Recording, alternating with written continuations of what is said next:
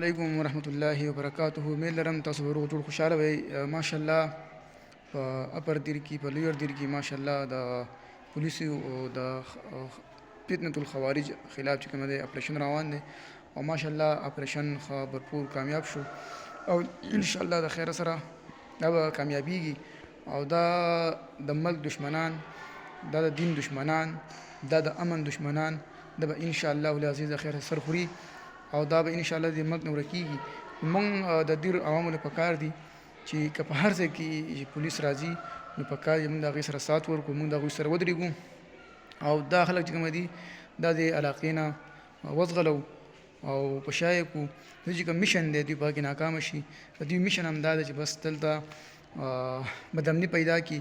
زمونږ خویندو میندو ته چې کوم دی هغو ته د پټۍ بڅک د کور بهر وځي، دا دوی میشن دی.